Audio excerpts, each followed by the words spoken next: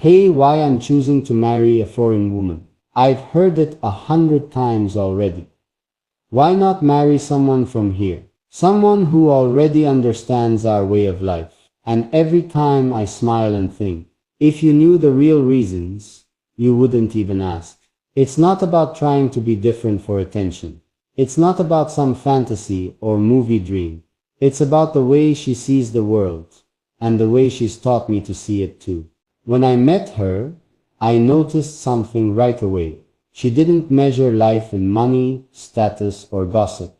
She measured it in moments. She could make a plain meal taste like a celebration. She could take a rainy day and turn it into an excuse to dance barefoot in the living room. And she never cared about impressing anyone, just being real. But it's deeper than that. She grew up in a place where family wasn't just blood, it was community. Neighbors cared for each other like siblings. People shared food without keeping score, and even if she had very little, she would still give you the bigger half. That's something I don't see much anymore, where I live.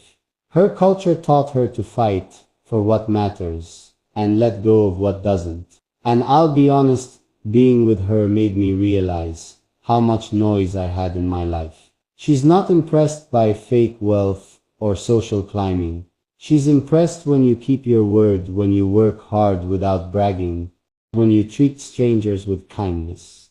Some people think marrying someone from another country is a challenge.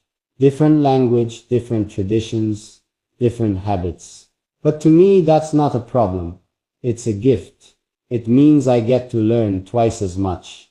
It means our home will have two worlds in it, two sets of recipes, two ways to celebrate holidays, two kinds of music playing in the kitchen.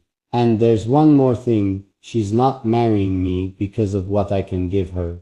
She's marrying me because of who I am when I'm with her. And I've never felt that kind of love before. When we first started talking, I'll admit we didn't understand everything the other person said. Different slang, different humor, sometimes even different ways of explaining the same thing. But instead of getting frustrated, we laughed. We'd send voice notes, act things out over video calls, and sometimes use pictures just to make sure the message was clear. And honestly, those little moments built more connection than perfect words ever could. She taught me patience, not the kind where you just wait quietly, but the kind where you actually want to understand the other person, where you don't jump to conclusions because they said something differently. She taught me that love isn't about always getting it right. It's about wanting to try again until you do. Her traditions fascinated me. The way her family eats together, not in front of a TV, not with everyone on their phone, but at the same table, sharing food from the same plates.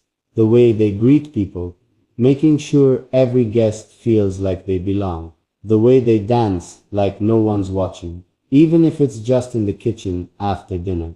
And she never made me feel like I had to fit in to be accepted. Instead, she wanted me to teach her my way of life too. She asked about my childhood, the food I grew up eating, the holidays I remember most. She wanted to know my favorite songs, even if they were in a language she didn't understand. She didn't just want to be in my life. She wanted to be part of my world. People here say, but won't your lives be complicated? Won't the differences cause problems? And I tell them our differences are not problems. They're gifts. When she makes me her favorite dishes, I'm tasting her childhood. When I teach her one of my family's recipes, I'm sharing mine. When we celebrate both our traditions in one home, we're creating something new, something that belongs only to us. And maybe that's the point.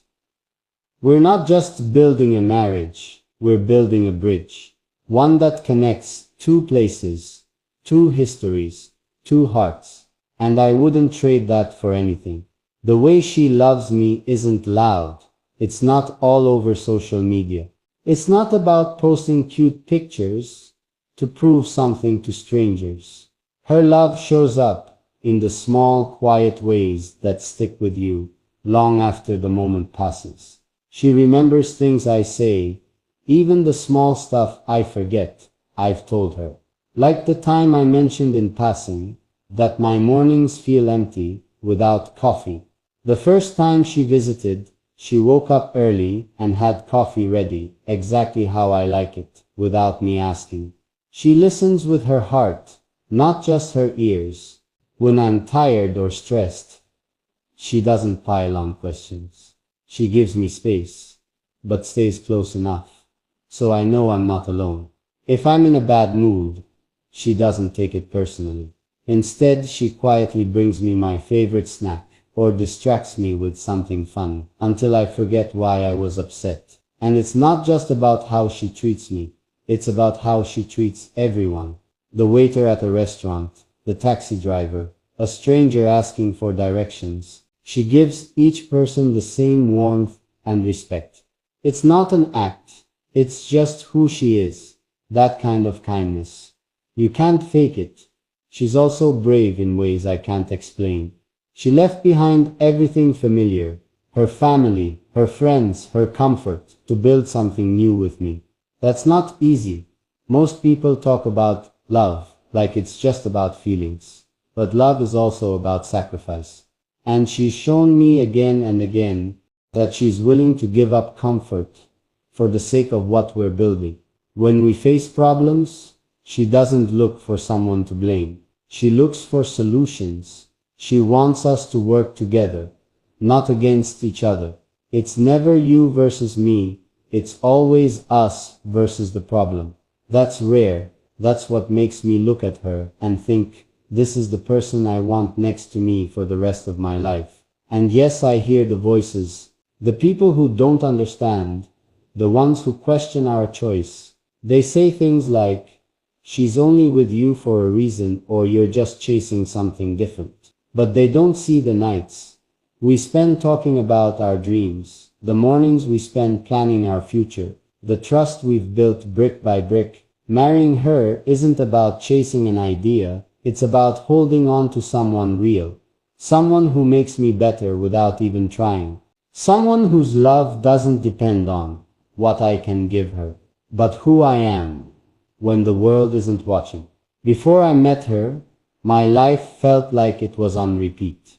Same routines, same conversations, same places. I didn't even notice how stuck I was until she came along and opened my eyes to a world I'd been ignoring. She made me realize how small my world had been. Not because my life was bad, but because I only saw it through one lens, my own. She showed me that there are other ways to live, other ways to think, other ways to see the same moment. Like how, in her culture, success isn't just about what you own, it's about how much you give. How in her world, time with people you love matters more than rushing to achieve things just to impress others. It's the little things she does that shift my perspective. When I'm worried about money, she reminds me that peace of mind is worth more than a bigger paycheck. When I get caught up in what other people think, she asks, but do you feel happy? When I talk about the future, she doesn't just say, I hope. She says, we will. Her belief in us is so strong, it makes me believe too. She's also taught me to slow down. Where I come from, we rush everything. Meals, conversations, even relationships. But with her, I've learned to enjoy the process. Cooking together isn't just about food. It's about laughing while chopping vegetables, tasting the soup as it cooks, and telling each other stories from our childhoods. Walking outside isn't just about exercise. It's about holding hands, noticing the trees, and talking about our dreams. Even the way she celebrates is different. She doesn't need big expensive events to feel joy.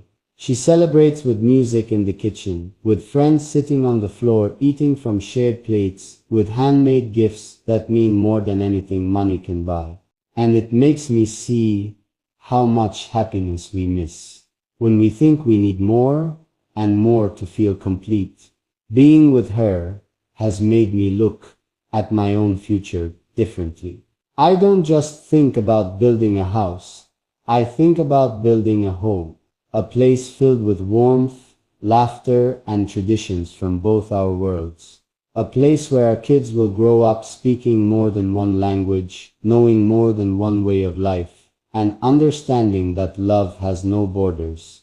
And maybe that's the biggest reason of all, because she's not just changing my life now, she's shaping the life we'll have years from now. She's teaching me lessons I'll pass on, not just to our family, but to everyone who sees us together.